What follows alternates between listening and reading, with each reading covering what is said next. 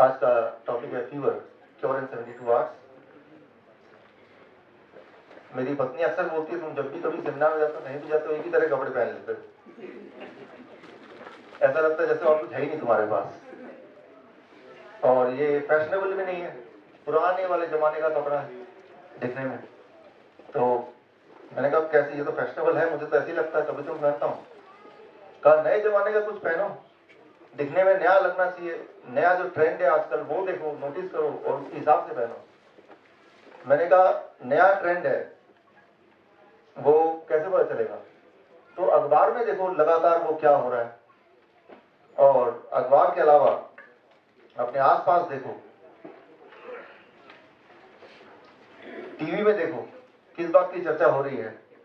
अखबार में, टीवी में, रेडियो में क्या चर्चा हो रहा है, क्या चीज हो रहा है, what is the new trend, accordingly अपने गेटअप को बनाओ। तो फिर मैंने वादा किया, मेरी पत्नी यहाँ बैठी है सामने, कि इस बार जब मैं आऊंगा तो बिल्कुल नए ट्रेंड के हिसाब से ही आऊंगा। ऐसा ही मैंने किया, देखने में नहीं लग रहा, अभी लगेगा। इस बार मैंने अभी छुपा के रखा, वो इसलिए क्योंकि कहीं ऐसा ना हो कि मुझे देख के कोई और एक ट्रेंड चुरा दे, इसलिए इसकी लॉन्चिंग मैं अभी कर रहा हूँ।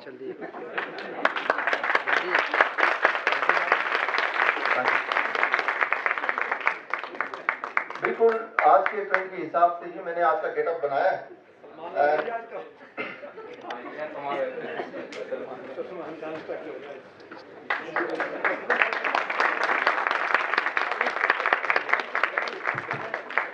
आई थिंक आज का ट्रेंड यही है, हर जगह सवाल यही है, डेंगू, यही स्टाइल आज का। तो शुरू करते हैं। डेंगू से ज्यादा उसका जो डर है, that is what is killing most of the people. पहली बात तो ये कि डेंगू का कोई इलाज नहीं है, और वो क्यों है? अभी आपने देखा जिस तरह से ये छुपा हुआ था अंदर, डेंगू का जो वायरस या फॉर दैट मैटर कोई भी वायरस, दुनिया में जब भी कोई वायरस बॉडी में जाता है तो उसका इलाज क्यों नहीं है? हर चीज का इलाज है, लेकिन उसकी दवा क्यों नहीं बन सकती? जैसे आपने देखा कि ये अंदर छुपा हुआ था, इसके ऊपर एक कपड़ा था, उसके ऊपर एक और था, फिर टाई था, उसको जब हटाया तो ये नजर आया। सिमिलरली जब भी कोई वायरस, कोई भी वायरस, वो डेंगू हो सकता है, चिकनगुनिया हो सकता है, जीका हो सकता है, बुरा हो सकता है, H1N1 हो सकता है, H2N1 हो सकता है, कुछ भी हो सकता है, जब वो जाता है, वो वायरस इतना चालाक होता है, वो ब्लड सर्कुलेशन में ना रह के वो सेल्स के अंदर पहला लेयर, दूसरा लेयर, तीसरे लेयर पे वो हाइड करता है। It hides inside the third layer. कोई भी दवा किसी भी पैथोजन या जर्म्स को तब मार सकती है जब वो जर्म ब्लड सर्कुलेशन में हो, क्योंकि दवा तो ब्लड सर्कुलेशन में घूमती ना कि सेल्स के अंदर जाती है। तो क्योंकि दवा सेल्स के अंदर जाती नहीं है और वायरस सेल्स के तीसरे चौथे लेयर के अंदर छुपता है, इसीलिए वायरस का कोई दवा हो नहीं सकता। There can not be a medicine for virus. जब वायरस ब्लड सर्कुलेशन में आएगा तभी दवा कुछ कर सकती है। एक तो ये पहला कारण है, it hides inside the cell. दूसरा कारण, इट चेंजेस शेप, तो लगातार शेप बदलती रहती है। कोई भी वायरस है, उसकी एक कैरेक्टरिस्टिक है, आज वो कोई शेप में, कल वो कोई शेप में। फॉर एग्जाम्पल, आपने एक हाथी को मारने का एक मशीन बनाई, जब तक वो मशीन आपने बना के तैयार किया तब तक हाथी मच्छर में कन्वर्ट हो गया। तो आप मच्छर के को बनाने के, मारने की मशीन को बनाने की तैयारी करने लगे, लेकिन जब तक वो मशीन तैयार हुई तब तक वो एक कुत्ता बन गया। Right, what I mean to say, आपका दुश्मन का अगर आपको आइडेंटिटी पता है, उसका शेप साइज पता है, तभी उसका वेपन या उसका टूल या उसका मेडिसिन कुछ बन सकता है। लेकिन जिसका एक स्थिर शेप ना हो, उसका मेडिसिन कैसे बनाएंगे आप? इसीलिए वायरस का कोई दवा हो नहीं सकता। तीसरी बात, सबसे इंपॉर्टेंट बात, वायरसेस आर नॉन लिविंग। आप उसी चीज को मार सकते हो जो जिंदा तो हो, जो चीज जिंदा ही नहीं है उसको मारेंगे कैसे? Right, so you cannot kill the virus because virus are non living first of all.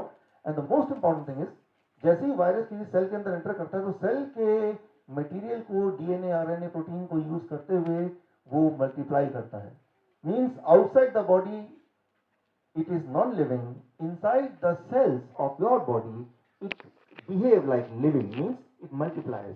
और जब वो मल्टीप्लाई करता है तो वो जो वायरस है वो बाकी सेल्स के अंदर भी अंदर they enter.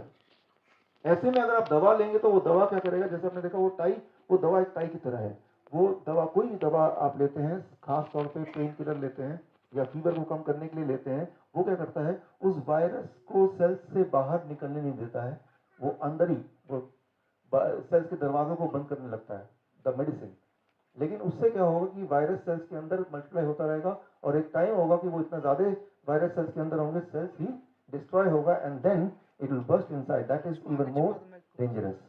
So there can not be a medicine for virus, और ना तो कोई क्योर है, और क्योर की बात तो छोड़ ही दीजिए, वायरस को आप डायग्नोज भी नहीं कर सकते। कौन सा वाला वायरस है, डायग्नोज करने का कोई तरीका नहीं है। फॉर एग्जाम्पल, डेंगू है, H1N1 है, कोल्ड है, चिकनगुनिया है, जीका है, ये नया आने वाला है इंडिया में, राइट। सो लेकिन अब कैसे डायग्नोस होगा कि ये कौन सा वाला वायरस है? फॉर एग्जाम्पल, सारे में आप देखिए प्लेटलेट काउंट लो होता है, ये डेंगू में भी होता है, H1N1 में भी, कोल्ड में भी होता है, चिकनगुनिया में भी होता है, जीका में भी होता है, बॉडी एक वो भी सब में होता है।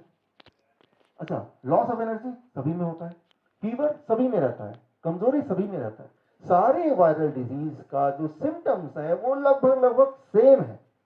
इट इज इम्पॉसिबल टू से by looking at the symptom कि आपके अंदर वाला वायरस कौन सा वाला है। इट इज इम्पॉसिबल टू से। तो कैसे डायग्नोस होगा? आप बोलेंगे लैब टेस्ट में डायग्नोस होगा। जो पॉपुलर लैब टेस्ट है उसका, जो the most popular lab test, जो first line of lab test है, उसे कहते हैं PCR test, polymerase chain reaction test, virus की आइडेंटिटी जानने का। बट इंटरेस्टिंग बात यह है कि इस टेस्ट के आविष्कारक कैरी मुलस, उनका कहना है कि this test can detect the genetic sequencing of virus but not the virus themself. ये वायरस की जेनेटिक सीक्वेंसिंग बताता है, ना कि वायरस की आइडेंटिटी बताता है। वायरस के अंदर कौन सा प्रोटीन है वो बताता है, और वो वाला प्रोटीन किसी और वायरस में भी हो सकता है, किसी और तरह के वायरस में भी। तो ये जो टेस्ट अभी यूज करते हैं हॉस्पिटल में, डॉक्टर यूज करते हैं, वो टेस्ट से वायरस नहीं पता चल सकता, राइट। वो टेस्ट से सिर्फ ये पता चल सकता है कि उसका प्रोटीन क्या है, और डेंगू के वायरस का प्रोटीन और H1N1 वायरस का protein they are same. So this means वो कुछ भी हो सकता है। पहली बात, इसको सिंपल भाषा में अगर बोलें, फॉर एग्जांपल मान लीजिए मैंने एक दूरबीन बनाई, वो दूरबीन से आप उसामा बिन लादेन को ढूंढ सकते हैं, ऐसा दूरबीन बनाया। लेकिन उस दूरबीन से जब देखने लगे तो उसामा बिन लादेन कुछ इस तरह दिखने लगे।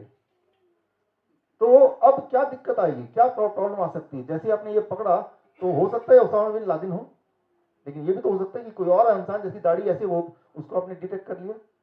The same is the situation with the test, PCR test, जो कि फर्स्ट लाइन ऑफ एक्शन का टेस्ट है। So there is no test at all, कोई भी टेस्ट नहीं है। लेकिन अगर आप अभी भी सहमत नहीं है तो मैं लेटेस्ट रिपोर्ट दिखाता हूं, सीडीसी की साथ, CDC centre of disease control, ये गवर्नमेंट ऑफ यूएस का हाईएस्ट अथॉरिटी है, और इन्होंने ठेका लिया हुआ है पूरे दुनिया में जो दवाइयां होंगी या डायग्नोस्टिक होंगे वो कैसे होंगे, वो ठेका इनको मिला हुआ है, ऐसा मान लीजिए। इनका कहना, इसको जरा अगर हम पढ़ें इसको, ये ध्यान से पढ़िए, as with any diagnostic test, while a negative Zika PCR test, Zika की जगह डेंगू डाल दीजिए, H1N1 डाल दीजिए, it is same. PCR test would suggest that an infection has not occurred. A negative Zika test result does not rule out infection with Zika virus. क्या कोई आप में से इसको हिंदी में ट्रांसलेट कर सकता है? इसको हिंदी में ट्रांसलेट किया, अगर नहीं है नेगेटिव, नेगेटिव आता है, नेगेटिव मतलब कि नहीं है, इसका मतलब ये नहीं कि वायरस नहीं है, लेकिन इसका मतलब ये भी नहीं कि वायरस है। तो बोलना क्या चाहते हैं आप? इसको ट्रांसलेट करके देखिए व्हाट इट मींस। कि अगर नेगेटिव रिजल्ट है इसका मतलब ये तो ये है कि शायद नहीं है, लेकिन ऐसा नहीं है कि नहीं है, हो भी सकता है या नहीं भी हो सकता है। तो व्हाट इट मींस। लेकिन अगर आप उसको डिटेल रिपोर्ट चाहते हैं, पूरा जो 7 पेज रिपोर्ट है इसका, that file is here, right. तो ये फाइल आप देख सकते हैं। तो पूरा अगर पढ़ेंगे, मैं आ रहा हूं, आपके दिमाग में सवाल आते रहेंगे, keep on writing it, right. तो जीका की जगह आप डेंगू कर लीजिए यहाँ पे, वो ज्यादा आपको समझ आएगा, लेकिन बात एक ही है। तो ये जो सब्जेक्ट है, इसमें आपकी जितनी अंडरस्टैंडिंग है, डॉक्टर की अंडरस्टैंडिंग उससे ज्यादा नहीं है, उतनी है। ये एक स्पेशल सब्जेक्ट है वायरस के ऊपर, इसे कहते हैं वीरोलॉजिस्ट। और एक डॉक्टर को वीरोलॉजिस्ट यानी कि वायरस के बारे में उतनी अंडरस्टैंडिंग, उतनी नॉलेज जितनी आपकी हो। इसके लिए स्पेशलिस्ट होते हैं वीरोलॉजिस्ट, उनको थोड़ा ज्यादा नॉलेज है, वो इसी पे काम करते हैं सालों साल। पूरे दुनिया में ऐसे थोड़े से वीरोलॉजिस्ट हैं, उनमें से एक का नाम मैं लूंगा, उनका नाम है लियोनार्ड होरोविट्ज। दुनिया के टॉप 10 वायरस स्पेशलिस्ट जिन्होंने ये किताब लिखी है, बड़ी महंगी किताब, और उनसे मैंने एक बार फ़ोन पे बात किया, एक बार स्काइप पे बात किया, उनसे मैंने पूछा, अपने कन्फ्यूजन दूर किए।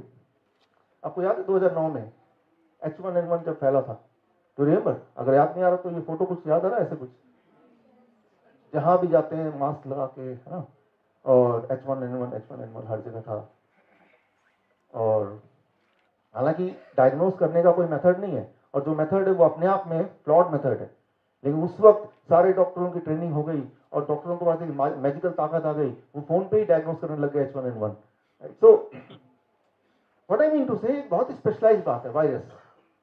अभी अभी हमारे ऑफिस में करीब 7-8 लोग डेंगू या चिकनगुनिया ऐसा कुछ हो गया, और वो चले गए डायग्नोस्टिक के लिए। जैसा प्रोटोकॉल होता है कि जैसे आप हॉस्पिटल जाएंगे डायग्नोस कराना पड़ेगा, लेकिन डायग्नोस कराने से होगा क्या? और मैंने कहा चलो दिखाओ रिपोर्ट, उसमें ब्लड टेस्ट के अलावा MRI भी, अल्ट्रासाउंड भी, सारा कुछ है। मैंने कहा ये अल्ट्रासाउंड किस लिए है? तो डॉक्टर ने बोला क्या पता अल्ट्रासाउंड में दिख जाए आपका वायरस।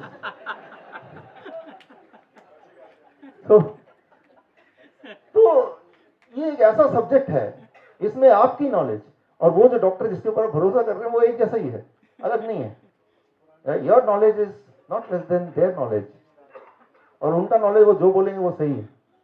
तो 1.5 साल पुरानी बात है, जब दोबारा से H1N1 का एक भय फैला।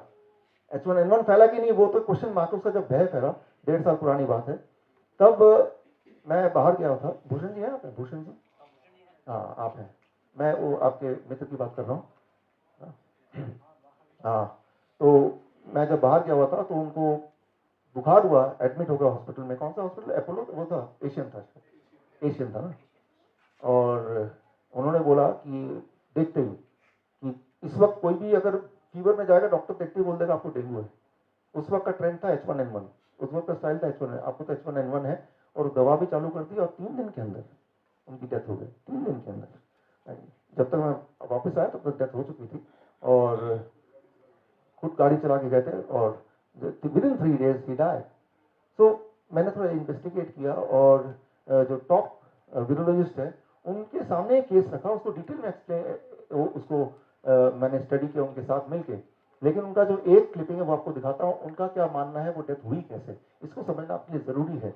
I am having in my hand the death certificate of one of my friend. A specific case I would like to discuss with you. He was admitted on 27th of February, that is just last week, with the symptoms of pneumonia in one of the biggest hospital of India, and the doctor suspected of H1N1 and gave him Tamiflu. And on 2nd of March, that is after 3 days of admission of pneumonia, he died. And the death certificate said that he died of H1N1 positive. So what do you think? My belief is he did not die of H1N1. My belief is he died of the treatment of Tamiflu. What I think is that the Tamiflu is the cause of the death rather than any virus. What is your take on this? I would have to agree completely with you. I totally agree with that diagnosis. I believe that if you start to study Tamiflu and the fraud that was instigated in the process of approving Tamiflu, I would have to go back and study, but I seem to recall that the whole Tamiflu operation and the drug company that produced it was under the direction of the American military industrialist Donald Rumsfeld, that his organization was literally implicated in consumer fraud and in defrauding the federal government, in paying off the Food and Drug Administration to approve of Tamiflu, which is extremely toxic. And my general beef with what it is that you're reporting and the conclusion of the hospital is, again, the hospitals are bribed. The hospital administrators are bribed. When you are in that position, and it's the same thing in academia, the way control is maintained is the way I've discussed previously, that you've got money coming in from these higher level organizations such as World Bank, World Health Organization. अभी यहाँ पे इन्होंने जो खुलासा किया वो ये किया कि मेरा सवाल इनसे ये भी था यहाँ पे कि भाई एकदम से कैसे पता चल जाता है डॉक्टर्स को बिना टेस्ट के, और test itself is a flawed, you know, कि H1N1 पॉजिटिव है या डेंगू पॉजिटिव है, चिकनगुनिया पॉजिटिव है। तो इनका जवाब था कि जो हॉस्पिटल्स हैं उनको फंडिंग होती है, जितने ज्यादा डेंगू केस आएंगे या उस वक्त H1N1 के केस आएंगे उतना उनको फंडिंग होगी। सो ये उन हॉस्पिटल्स के हित में है कि वो पेशेंट को ऐलान कर दे ये H1N1 है और आज की तारीख में ऐलान कर दे ये चिकनगुनिया है, चाहे वो सिंपल फीवर भी क्यों ना हो, क्योंकि उससे फंडिंग आएगी। और जब ये ऐलान करेंगे तो उसमें उससे भय का व्यापार वो और फैलेगा। बुखार होना एक नॉर्मल बात है, वो बुखार डेंगू का है या चिकनगुनिया का है या सिंपल फीवर है या वो बुखार मलेरिया का है, ये आप अंदर झांक के देख ही नहीं सकते, जो बोल दिया वो सही है। That is the most important thing. और ये जो टेस्ट है वो टेस्ट के रिपोर्ट कुछ ऐसे होते हैं कि अगर आपको कोई बुखार नहीं है, लेकिन आप एक एक्सपेरिमेंट करके देख सकते हैं, आप अगर 14 बार अगर टेस्ट करते हैं PCR टेस्ट, 14 में से एक बार पॉजिटिव आने के चांसेस पूरे हैं। या 14 लोग अगर आप में से रैंडमली कोई 14 लोग people go for a test, out of 14 one will be diagnosed as positive, right. और अगर जो नेगेटिव 13 लोग डायग्नोज होंगे तो उनका सेकेंड प्रोटोकॉल है, फिर एक और टेस्ट है, राइट। तो थर्ड प्रोटोकॉल है। कहीं ना कहीं तो इतने सारे जाल बिछे, कहीं ना कहीं तो जब तक पैसे ना खत्म हो जाए और टेस्ट आप करते रहे, आप पॉजिटिव आने के चांसेस 100% ही है फिर, राइट। तो एक पायदान है, दूसरा पायदान, वहां से नहीं ट्रैक में, तीसरा पायदान, करीब ऐसे 4-5 हजार या 10 हजार तक का तो बिल ये डायग्नोसिस का ही है। तो ये एक व्यापार का पूरा एक सिस्टम है। तो मैंने उनसे पूछा वो डायग्नोसिस में एक्चुअली दिखता क्या है, होता क्या है, थोड़ा सिंपल भाषा में समझाएं। तो उन्होंने मुझे समझाया कुछ सिंपल भाषा में। फॉर एग्जाम्पल मैं आपको समझाता हूँ। मान लीजिए, देखिए आप इतनी दूर से आप देख रहे हैं, ये बताइए शेर के पंजे हैं या चीता का पंजा है या लोमड़ी का है या कुत्ते का है, इट डिपेंड्स ऑन जो भी आप बोले, राइट। लेकिन जो भी आप बोलेंगे वो जरूरी है क्या वो करेक्ट हो। तो जब एक टेस्ट होता है या ब्लड रिपोर्ट होती है जिससे वायरस का टेस्ट होता है, तो वो जो टेस्ट करने वाले को जो नजर आता है वो उतना ही क्लैरिटी से नजर आता है जितना क्लैरिटी से आपको समझ आ रही है बात। तो ये पूरी तरह से टेस्ट होने, जो इंसान टेस्ट कर रहा है उसके ऊपर है कि उसके उस वक्त फ्रेम ऑफ माइंड में क्या चल रहा है, अकॉर्डिंगली वो जो बोल देगा, that is what is the ultimate truth. तो ये सारे चीजों को, जब जो सारे नॉलेज उन्होंने मुझे दिया, जो सारे कन्वर्सेशन हुआ, मैंने उनको रिक्वेस्ट किया। फाइनली एक किताब उन्होंने मेरे साथ लिखी, किताब का नाम है why the mortality rate drops when the doctor gone strike, right. जब भी दुनिया में देखा गया कि डॉक्टर स्ट्राइक पे जाते हैं तो वहां की जो मृत्यु दर है अक्सर ही घट जाती है, वहां के लोगों की हेल्थ अक्सर ही अच्छी हो जाती है, राइट। सो कहीं भी देख लीजिए, चाहे यूएस में हो। तो ये किताब डॉक्टर लियोनार्ड होरोविट्ज दुनिया के टॉप 10 वीरोलॉजिस्ट में टॉप 10, एड्स पे इन्होंने काम किया, इबोला पे इन्होंने काम किया, साइट में जाके काम किया, और फिर इन्होंने एक्सपोज किया अमेरिकन गवर्नमेंट को। और अभी कुछ दिन पहले मेरी बात हुई तो उन्होंने बताया कि भाई सरकार ने फैसला कर लिया कि इनका मकान छीन लिया जाए, ये देशद्रोही है, राइट। तो मेरा मन कर रहा था कि भाई मैं उनको इनवाइट करूं कि ठीक है आप कोई बात नहीं, आप इंडिया में आके रह सकते हैं, राइट। लेकिन यहाँ का भी कुछ भरोसा नहीं है। मित्तल जी को तो पता ही है, हमारे कुछ डायबिटीज एजुकेटर उनको एक तो जेल में भी गए थे, राइट। तो इंडिया हो या अमेरिका हो, अगर हम ऐसी बातें करते हैं जो कि ट्रुथ है, तो एक नियम बना दिया गया है, एक धारा बना दी गई है, राइट, मैजिकल रेमेडी एक्ट, उसके according the person can be in jail. तो हमें क्या करना होगा, what we have to do right now, 3-step diet to fight the virus in 3 days।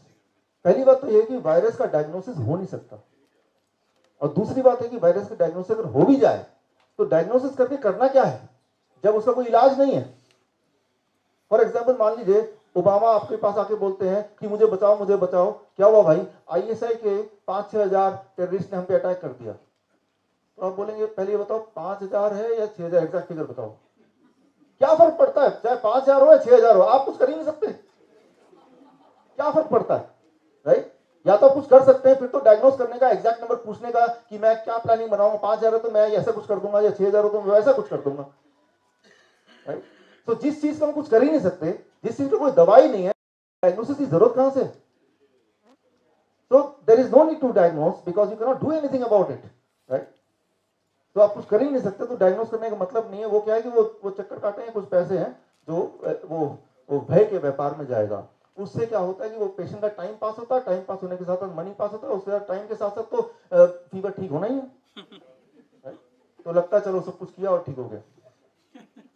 तो अब आता है 3-step diet to fight the virus in 3 days। तो जब मैंने उनसे बात की होरोविट्ज से, तो उन्होंने एक इंटरेस्टिंग बात बताई मुझे। इमर्जिंग वायरस, ये किताब कभी पढ़िएगा, लेकिन ये बड़ा ही कॉम्प्लिकेटेड किताब है।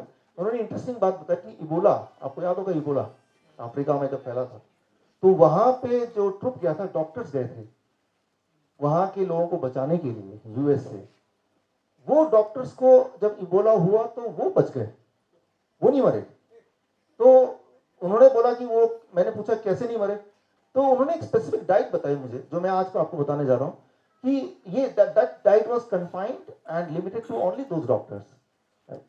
तो वो डॉक्टर चाहे तो वो डाइट उनको भी दे सकते थे, लेकिन उन्होंने अपने आप को बचाने के लिए तो वो डाइट लिया, और लोगों को बचाने के लिए, दुनिया को दिखाने के लिए वैक्सीन या समथिंग एल्स, जो भी चीजें हो सकती हैं, वो स्टैंडर्ड चीजें वो की। बट जब अपनी बारी आई, then they were on a very specific diet which I am going to share with you right now, right? और once you are on this diet, वो वायरस कोई भी वाला वायरस हो, चाहे वो चिकनगुनिया हो, डेंगू हो, H1N1 हो, it will just take 3 days, only 72 hours। तो आज मेरा जो मकसद है, ना केवल ये नॉलेज आप तक पहुंचाने का, ये आपके माध्यम से आपके आसपास के लोगों तक पहुंचाने का। और उसके लिए, ताकि ये नॉलेज ठीक से पहुंचे, एट द एंड मैंने एक कार्ड बनाया है, उसमें जो जो इंपॉर्टेंट बातें हैं वो मैंने उसमें कलरफुली डाल दिया है। तो वो कार्ड लेते हुए जाएं, ताकि आप जब किसी को बताएं तो वो करेक्ट हो, उसमें कुछ गड़बड़ ना हो, कंफ्यूजन ना हो, राइट? नहीं तो आप कंफ्यूज हो जाएंगे, कुछ कितना याद रहेगा, कितना याद नहीं रहेगा, that is the question mark. तो वो ठीक से वो आप आगे डिस्ट्रीब्यूट कर सकते हैं, वो मेल कर सकते हैं, व्हाट्सएप कर सकते हैं, so that the people आपके near and dear हैं, they get cured and they are more comfortable than what they are doing। अभी तो confused है, right? वो डाइट को समझने के लिए आपको मेरे 4 सवालों के जवाब देने हैं। पहला सवाल, which is the correct, Vicks की गोली लो मच्छर दूर भगाओ या खिचखिच दूर करो? पहला है, दूसरा? अच्छा, दूसरा वाला ठीक है, अच्छा इसलिए ठीक है, खिचखिच दूर करो। बचपन से सुनते आए हैं, खिचखिच या कफ एंड कोल्ड, इसके बारे में सच्चाई ये है कि अगर आप दवा लेंगे तो 1 हफ्ते में ठीक हो जाएंगे, अगर दवा नहीं लेंगे तो 7 दिन में ठीक हो जाएंगे, right? So what I mean to say here is whether you take medicine or not, दवा लेंगे तो 1 हफ्ते में ही ठीक हो जाएंगे, और दवा नहीं लेंगे तो 7 दिन लगेंगे ठीक होने में। तो ये है कि जब हम बीमार पड़ते हैं तो हमारा दिमाग को हमें एंगेज करना होता है, कहीं ना कहीं लगाना होगा ना। तो डॉक्टर पास जाए, लाइन में खड़े हो, केमिस्ट शॉप में खड़े हो, छुट्टी दे रहे हैं, तो वो दिमाग, ध्यान जो है वो बीमारी से हट गया, और बॉडी तो फाइट कर रही है, 7 दिन में ठीक होना ही है, उसमें कुछ भी बेच डालो, राइट? जो बेचना बेच डालो। तो डॉक्टर यही करते, वो जो 7 दिन है वो फियर फैक्टर है, उसमें सारा बिजनेस हो गया। चलिए, पहला क्वेश्चन दूसरे, ये पहला आपने सही जवाब दिया। Now I am coming to the second question. देखते हैं, what is the common between Salman Khan and Asaram Bapu? I am sure you will not be able to answer this question. चलिए, इसका आंसर मैं ही दे देता हूं। Trigeminal neuralgia. अच्छा, इसको मैं एक्सप्लेन करता हूं, व्हाट इज ट्राइजेमिनल न्यूरल्जिया। ये एक ऐसी बीमारी है जिसमें एक ऐसे यहाँ पे ऐसा दर्द होता है कि मानो कि कोई चाकू भोग रहा हो या इलेक्ट्रिक का शॉक लग रहा हो। ये तो हुई एक बात, लेकिन इंटरेस्टिंगली अगर कोई स्कैन करता है, एमआरआई करता है, या उसमें नर्व में कहीं पे भी कोई डैमेज या किसी तरह से वो दिखता ही नहीं है, लेकिन दर्द होता है। That is called trigeminal neuralgia. आपको याद होगा बचपन में जब हमें स्कूल में जाना नहीं होता था, घर में ही रहना होता था, तो बहाना मारते थे पेट में दर्द हो गया, तो इस बहाने से स्कूल से छुट्टी मिल जाती थी। लेकिन पेट में दर्द है कि तो दवा भी खानी पड़ेगी। लेकिन ये एक ऐसी बीमारी है कि कोर्ट से बचने के लिए कोई भी बोल सकता है, राइट? क्योंकि बीमारी का डायग्नोसिस सिर्फ ये है कि वो पेशेंट बोलेगा, उसी को मानना पड़ेगा, there is no other diagnosis. और बीमारी का कोई इलाज भी नहीं है, क्योंकि डायग्नोसिस ही नहीं है। सो सेफली कभी अगर ऐसा हुआ कोर्ट या जेल से बचना है, याद कर लीजिए, ट्राइजेमिनल न्यूरल्जिया, ये याद कर लीजिए, मुझे ट्राइजेमिनल न्यूरल्जिया है, राइट?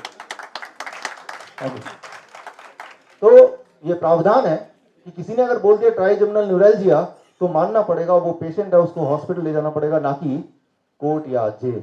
राइट। देखिए एक नॉलेज तो मिल गया आपको कम से कम। चलिए मेरा तीसरा सवाल, अब दर्द की बात आई तो दर्द से जुड़ा हुआ तीसरा सवाल, व्हाट इट एक्चुअली मीन्स, मर्द को दर्द नहीं होता, इसका मतलब क्या है? मर्द को वाकई में दर्द नहीं होता, पहला। दूसरा, मर्द को दर्द तो होता है लेकिन वो किसी से बताता नहीं है। ए या बी, विच इज राइट? ए या बी? बी, मतलब दर्द होता है लेकिन बताता नहीं है।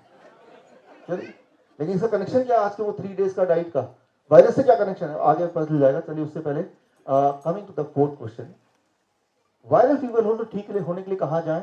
पहला, हॉस्पिटल में जाएं। दूसरा, मंदिर में जाएं। तीसरा, वॉशरूम में जाएं। चलिए इसके जवाब को मैं आगे दूंगा टाइम आने पे। अब शुरू से शुरू करते हैं। वायरस कैसे आता है, क्या करता है और हमें क्या करना है? देखिए इस वक्त हम बातचीत कर रहे हैं, आप मुंह खोल रहे हैं, बंद कर रहे हैं, सांस ले रहे हैं। So in this atmosphere thousands and thousands of suspended particles are there, जो हमारी आंखों से हम देख नहीं सकते, उसको रिकॉग्नाइज नहीं कर सकते। अब देखिए यहाँ पे लाइट पड़ रही है, अगर लाइट पे यहाँ पे बिल्कुल झांकेंगे तो यहाँ पे सस्पेंडेड पार्टिकल दिखाई देंगे। Getting the point, right? So those are the particle जो वैसे नहीं दिखाई दे रहे हैं बट वो है, एग्जिस्ट करते हैं दुनिया में, and there are thousands of different kind of, most of them are harmless, वो कुछ भी नहीं करेगा, राइट? We can not avoid that, वो नाक के अंदर जाएंगे, बाहर आएंगे, बट वो हार्मलेस हैं, they can not do anything. Some of them are useful, वो फायदा करेंगे, राइट? And some of them are harmful as well, वो हार्मफुल भी हैं, वो इसको लगा दो, क्या हटा दो पीछे, वो हार्मफुल है, सम ऑफ देम आर हार्मफुल। उनमें से कुछ वायरस हो सकता है, वो वायरस कुछ भी हो, उसका नाम कुछ भी दे दें आप। वो वाले वायरस जब जाते हैं बॉडी में, नाक से, मुंह से, कैसे भी करके, या फिर मच्छरों से कैसे भी करके, when they enter the body, वो बॉडी में कुछ करते हैं और हमारे ब्रेन को पता चल जाता है कि हमारे बॉडी में एक दुश्मन आ गया है, अब उसको भगाओ। हमारा brain is tuned to help you, to protect you, your health, and so that you are able to live a healthy long life. तो ब्रेन के पास कुछ वेपन्स हैं, टूल्स हैं, जिस टूल से वो वायरस को इनफेक्टिव करके, उसको वीक करके बॉडी से निकाल सकता है। वो टूल बॉडी के पास है, वो टूल ब्रेन के पास है। तो सबसे इंपॉर्टेंट टूल है that is fever, high fever, temperature. एक इंपॉर्टेंट बात है कि जब टेम्परेचर बढ़ जाता है, ज्यादा टेम्परेचर पे वायरस इनफेक्टिव हो जाता है, वो एक्टिव नहीं रह सकता है, वो मल्टीप्लाई नहीं हो सकता है, और उसके बाद हमारा बॉडी उसको बॉडी से बाहर थ्रो कर सकता है, हमारा ब्रेन, दैट्स द मैकेनिज्म। लेकिन जब हाई टेम्परेचर होता है तो क्या होता है कि हमें डिस्कम्फर्ट भी लगता है, ऑफ कोर्स, हमें खाने पीने का मन नहीं करता, काम करने का मन नहीं करता। तो it is called disease, disease. Disease का मतलब इलनेस नहीं है, disease, I am not at ease, I am not comfortable, right? So I am disease means I am not easy, it is not easy, it is not comfortable, that's all. लेकिन वो हमें as a human we are not, right, much accustomed to living in disease, हमें comfortable चाहिए। तो एकदम से वो doctor याद आता है कि भाई मुझे बीमार पड़ गया, मैं क्या करूं, तो मेरे पास आ जाओ, मैं कुछ करता हूँ। और वो जैसी दवा देते हैं, एकदम से टेम्परेचर डाउन हो जाता है, फोर्सफुली डाउन होता है, तो ब्रेन एज्यूम करता है कि वायरस चला गया होगा, राइट? जबकि वो मेडिसिन कैसे काम करता है, come to it, but the temperature goes down and the brain assume that the virus is gone, और द बैक्टीरिया इज गॉन, और द जर्म इज गॉन। जो वायरस है वो नॉन लिविंग होते हुए भी वो बड़ा इंटेलिजेंट है, उसको पता चल गया कि ये इंसान को पता चल गया है कि भाई कुछ गड़बड़ है, तभी ये इधर उधर जा रहा है। तो virus remains inactive for some time, 2-3 महीना, राइट? और वायरस बल्कि शुक्रगुजार है उस डॉक्टर का, डॉक्टर ने उस इंसान को बचाया, वायरस को बचा लिया। वो तो ब्रेन तो मारने वाला था ना अभी, टेम्परेचर। तो वायरस बोलता है थैंक यू डॉक्टर, आपने मुझे बचा लिया। लेकिन एट द सेम टाइम वो अलर्ट होकर शांत बैठ जाता, चुपचाप, 1-2 महीना, 3 महीना, 4 महीना, राइट? लेकिन फिर अपनी हरकत में दोबारा आना ही है, that's why he is inside the body. After all, कोई भी क्रिएचर इस दुनिया में उसका एक उसका मकसद होता है मल्टीप्लाई करना। ह्यूमन है, एनिमल्स हैं, बर्ड्स हैं, ट्रीज हैं, टू मल्टीप्लाई, राइट? ताकि उसकी आबादी बढ़े, और that is the ultimate aim, goal of anything which is being existing in this world, even the non living viruses. और जब दोबारा मल्टीप्लाई करना है, तो जैसे ही मल्टीप्लाई करने की बारी आएगी, तो इस बार वायरस को पता चल गया कि ब्रेन टेम्परेचर बढ़ा देगा और मैं इनएक्टिव हो जाऊंगा। तो 2-3 महीने में वायरस एक स्किल सीख लेता है कि हाई टेम्परेचर में वो मरेगा नहीं, राइट टू अंडरस्टैंड। अब हाई टेम्परेचर में मरना, राइट, उससे कैसे प्रोटेक्ट करना है, दैट वायरस लर्न्स इट। यानी कि अब ब्रेन के पास ये वाला टूल नहीं है, लेकिन ब्रेन के पास कुछ और वेपन्स हैं। एक वेपन है कफ एंड कोल्ड, राइट? तो बहुत ज्यादा जुकाम, आपने गौर किया होगा, दवा लिया, फीवर ठीक हो गया, लेकिन 1-2 महीने बाद जुकाम आ गया। Those are connected things which you will not able to understand कि दोनों में कनेक्शन है, लेकिन वही वाला वायरस था, लेकिन अब उसने रूप चेंज कर लिया, स्टेट चेंज कर लिया। मैंने बताया था a virus can change the state many times, right? तो अब जब कफ हुआ, कोल्ड हुआ, again it is a disease. क्या करेंगे आप? वो वही डॉक्टर ट्रेंड, राइट? डॉक्टर साहब देखिए बार बार कफ आ रहा है, कोल्ड आ रहा है, डोंट वरी, कोई भी चीज बाहर नहीं आनी चाहिए, सब अंदर रहना चाहिए, ऐसा इंतजाम मैं कर दूंगा, राइट? तो ऑफकोर्स ऐसा इंतजाम किया कि कोई भी चीज बाहर ना आए, वो कफ जो है, जो गंदगी है, वो अंदर ही रहना चाहिए। एंड व्हाट हैपेंस, वो दबा लिया, वो कफ अंदर है, and that is like a swimming pool for the germs, right? Germs ने एक बार और डॉक्टर ने बचा लिया, और साथ में स्विमिंग पूल भी दे दिया गिफ्ट में, राइट? सो उस स्विमिंग पूल में वो जर्म्स थोड़ी और फूलेंगे, बट इंटेलिजेंट जर्म्स हैं ब्रेन को धोखा देने के लिए कि दोबारा ये कफ एंड कोल्ड ब्रेन कर देगा, तो पहले मैं ये सीख लूं कि कफ एंड कोल्ड से बचा कैसे जाए। ये बात याद रखिए कि that is called vaccination, that is called immunity. जैसे हमारी इम्यूनिटी है, वो वायरस की भी इम्यूनिटी है। वो virus will learn the skill how to protect from fever and then how to protect from the cough as well. उससे भी मैं पकड़ाना चाहूँ, लेकिन उसको मल्टीप्लाई करना जो उसका मेन ऑब्जेक्टिव था, वो तो है ही।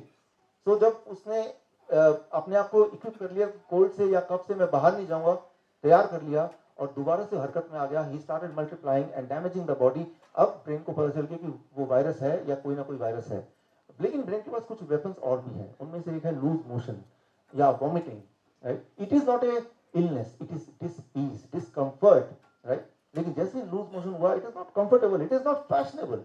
जरा सोचिए, अभी लूज मोशन हो, भाई साहब रुकिए, मैं जरा लूज मोशन से आता हूँ, फिर तब तक फिर शुरू कीजिए, कितना अजीब लगेगा, राइट? तो अच्छा नहीं लगेगा। तो भाई वो फिर बोलेगा डॉक्टर भाई मैं अभी सेमिनार में जाऊंगा, और अगर लूज मोशन होगा तो I will miss something, right? बार बार कौन जाएगा टॉयलेट में, ये अच्छी बात नहीं है। डोंट वरी, कोई भी चीज बाहर नहीं आनी चाहिए, सब अंदर रहना चाहिए। तो एक बार फिर से उसने ऐसा दवाई दे दिया कि इट इज फोर्स्ड, तो लूज मोशन बंद हो गया। आप बोले डॉक्टर आपने क्या कमाल कर दिया, राइट? लेकिन ट्राई टू अंडरस्टैंड, मान लीजिए आप यहाँ ड्राइव पे आ रहे हैं और वहां पे रेड लाइट, जो पेट्रोल का लाइट ब्लिंक कर रहा है, व्हाट इट मींस कि पेट्रोल अभी कम है, तो क्या करना होगा? आपको घुमा के पेट्रोल पंप पे लेके जाना होगा, that's what you have to do, right? लेकिन आपके सामने डॉक्टर बैठा हुआ है, डॉक्टर बोला डॉक्टर साहब देखिए ये ब्लिंक कर रहा है, बड़ी मुसीबत है यार, अभी ठीक करता हूँ, कैंची लाके वो तार काट दी जिससे वो ब्लिंक करता है।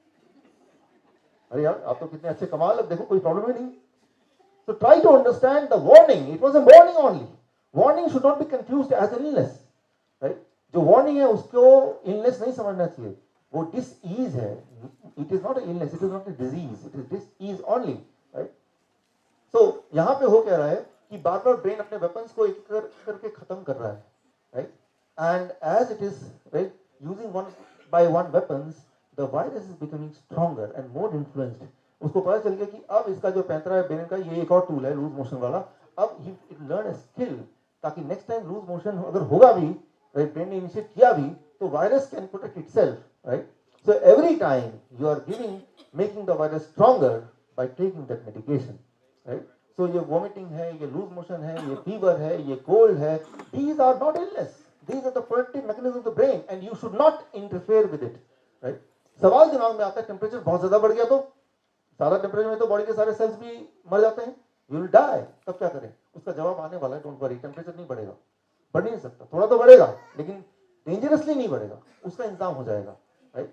लेकिन मैं ये बोलना चाह रहा हूं फिलहाल तो कि ये बीमारियां नहीं है, let's not confuse it as a disease, it is just a discomfort, it is just a protection. For example मान लीजिए आपका घर में, राइट, प्रोटेक्शन के लिए आप कुछ रखते हैं वेपन्स, राइट, ताकि कोई चोर आ जाए या कोई डाकू आ जाए तो कुछ उसका सामना करे। और जब ऐसा होता है सिचुएशन, तो क्या तब आप खाना बना रहे होते तो क्या करते हैं? खाना बनाना छोड़ देते हैं थोड़ी देर के लिए, जो भी काम करते हैं priority is protecting yourself. Similarly जब भी ऐसा बॉडी में इन्वेड करता है कोई वायरस, तो बॉडी क्या करती है? बाकी सारी चीजें सस्पेंड कर देती है। फॉर एग्जाम्पल खाना डाइजेस्ट करना, खाना खाना, भूख लगना, ताकि सारी ताकत लगे उस वायरस या उस जर्म्स को किल करने में। But that itself is discomfort. जब भी आपको कोई बुखार होता है, क्या लगता है कि खूब सारा खाना खाऊं, या लगता है कुछ खाना ना खाऊं? क्या लगता है कि सबसे बातें करूं, दोस्ती करूं, टीवी देखूं, फेवरेट प्रोग्राम देखूं, या लगता है कोई डिस्टर्ब ना करो भाई, I want to lie down? Because brain ने ऐसे केमिकल रिलीज किए ताकि आपको कुछ करने का मन नहीं करे, ताकि brain and body should focus on killing that enemy. dis-ease. Brain is giving you dis-ease and we should respect that dis-ease, right? तो अब मान लीजिए पेन की बात करते हैं, दर्द की बात करते हैं, हेडेक की बात है, स्टमक की बात है, जॉइंट पेन की बात है, तो तुरंत हम एक पेन किलर ले लेते हैं. Let's try to understand what it is. मान लीजिए मैं यहाँ से चल रहा हूँ और सामने नीचे कील है और the moment I step on the key nail, क्या हुआ, एकदम से पेन आएगा and I will fall back, right? But try to understand कि जो पेन था वो उस इंजरी की वजह से नहीं है. ब्रेन मुझे बताना चाहता है, बिकॉज भगवान ने आंखें पैर के नीचे दी नहीं है, मुझे पता नहीं चलेगा. Brain want to tell you, immediate मेरा अटेंशन लगाना चाहता है, देखो भाई यहाँ पे आपने इंजर कर दिया, stop and pay attention to this, इसको पहले ठीक करो फिर आगे बढ़ो. तो इंस्टेंटली मुझे पेन देगा. Try to understand, pain is not because of the injury. दर्द जो होता है वो किसी इंजरी की वजह से नहीं होता. ब्रेन चाहता है कि आप उस पर ध्यान दें, इसीलिए that's how it is, right? That is. लेकिन कुछ दुनिया में लोग होते हैं जिनको पेन नहीं होता, मर्द को दर्द नहीं होता, उसके अलावा भी कुछ लोग ऐसे हैं, राइट? उसके बारे में मैं आपको बताता हूँ. मान लो हेडेक होता है, अचानक आपने पेन किलर ले लिया, हेडेक इज गॉन. लेकिन वो पेन किलर ने हेडेक गायब कैसे किया? हमारे पूरे बॉडी में सिग्नलिंग सिस्टम है जिसके थ्रू ब्रेन सिग्नल पास करता है. ब्रेन को हिंदी या इंग्लिश आती नहीं है, उसका जो लैंग्वेज है that is by giving some signal like pain, ताकि आपको अलर्ट कर दें. तो जब आप पेन किलर लेते हैं तो वो जो सिग्नलिंग सिस्टम है ब्रेन का वो स्विच ऑफ हो जाता है and that is what is called pain killer. लेकिन बार बार अगर सिग्नल सिस्टम ब्रेन का स्विच ऑफ हो जाएगा, एक टाइम आएगा कि जब आपको पेन होना बंद हो जाएगा, वो दर्द नहीं होता, तो आप भी वो मर्द वही वाले बन जाएंगे, दर्द ही नहीं हो रहा. फॉर एग्जाम्पल जो डायबिटीज के पेशेंट होते हैं एडवांस वाले, उनका आपने कई बार ध्यान दिया होगा कि जब वो चलते हैं तो अगर कोई कील चुभ जाए तो उनको नहीं पता चलेगा, राइट? और वो इंजर होता रहेगा बिकॉज ब्रेन ने पेन सिग्नल देना बंद कर दिया है. लेकिन पूरे दिन के बाद जब शाम को आते हैं और जूते और मोजे उतारते हैं तो मोजा पूरा ही खून में लथपथ. That is the time, for the first time he know, अरे यार मैंने अपने पैर को इतना इंजर कर दिया, राइट? तो try to understand and tell me, pain is an enemy और pain is a friend? Friend. तो पेन को इंटरफेयर नहीं करना है, राइट? जैसे टूथ एक हो गया, हेडेक हो गया, तुरंत एक पेन किलर ले लिया. पेन किलर का मतलब ब्रेन की जो सिग्नलिंग सिस्टम है उसको आपने इंटरफेयर किया. इसका मतलब नेक्स्ट टाइम और आगे आगे एक टाइम आएगा जब ब्रेन पेन सिग्नल देना बंद ही कर देगा. ऐसे कुछ बच्चे पैदा होते हैं दुनिया में जिनको कहते हैं सीपा.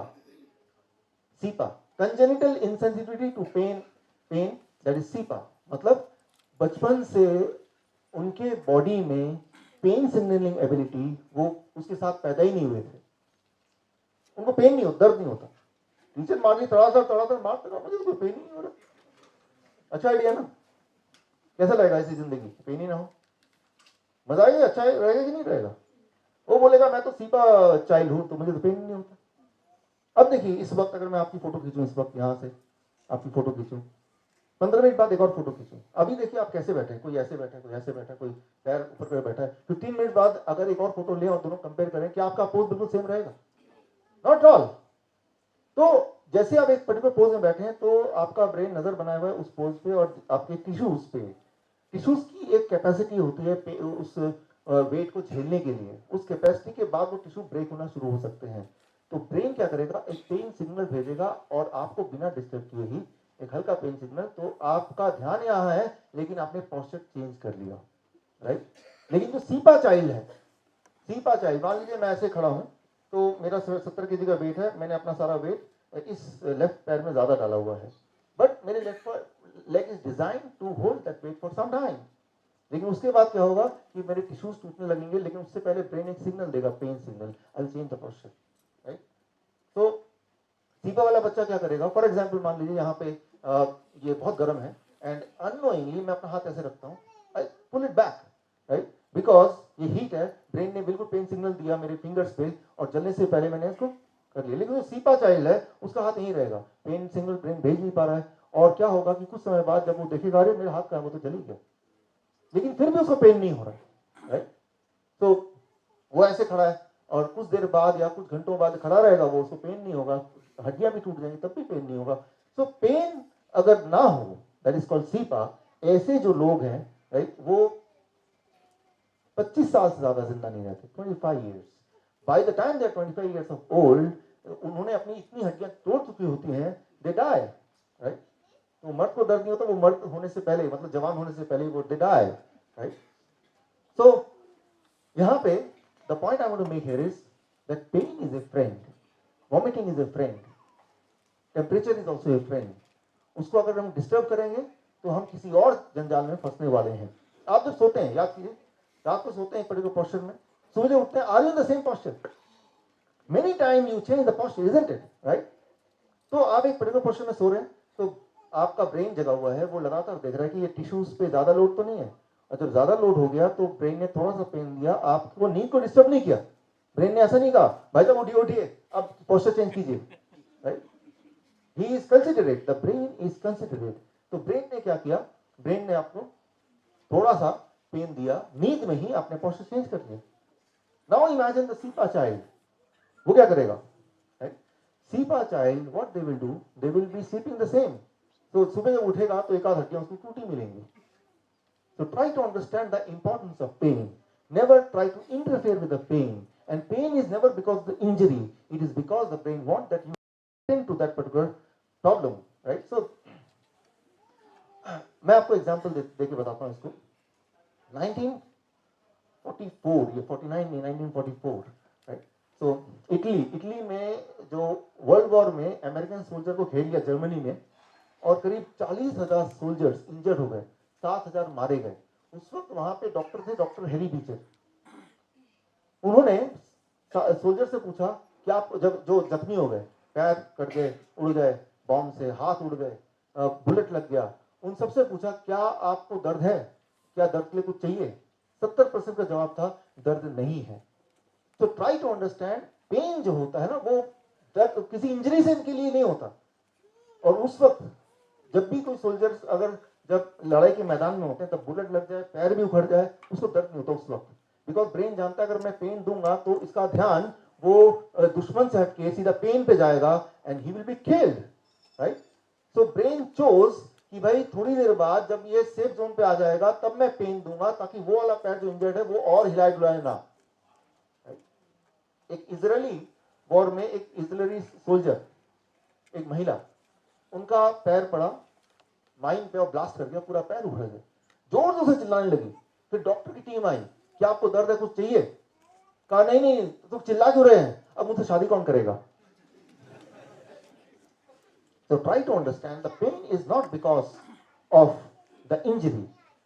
Brain chose कि भाई जब लड़ाई के मैदान में है तो ध्यान लड़ाई पे होना चाहिए, जब सेफ जोन में है तब पेन आता है. मैं आपको एग्जांपल देता हूँ. हिरन कभी देखा आपने? अब ये वीडियो देखिए कि हिरन का झुंड है, गोली लगी, और गोली लगने के बाद सारे हिरन भाग रहे हैं. आप देख के पहचान नहीं पाएंगे उनमें से कौन सी हिरन को गोली लगी है. देखिए जरा इस वीडियो को.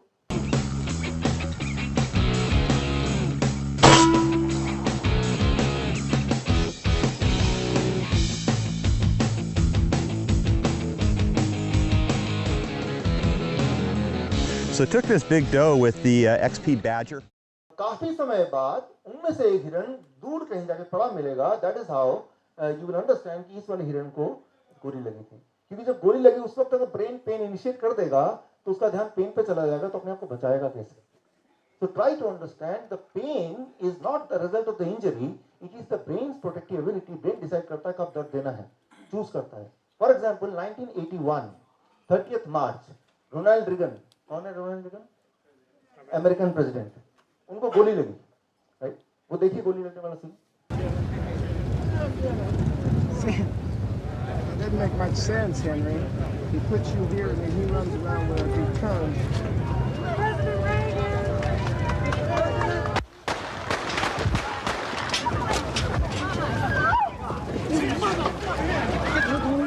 So उनको गोली लगी और तब किसी को नहीं पता चला उनको गोली लगी. उनको सेफली गाड़ी में उठा के ले गए.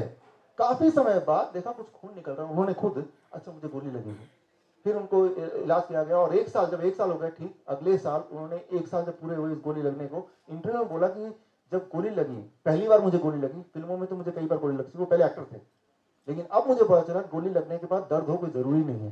फिल्मों में जब गोली लगती थी तो हर बार दर्द होता था, लेकिन अब जब असली में गोली लगी तो दर्द नहीं हुआ. काफी समय बाद मुझे पता चला कि मुझे गोली लगी है.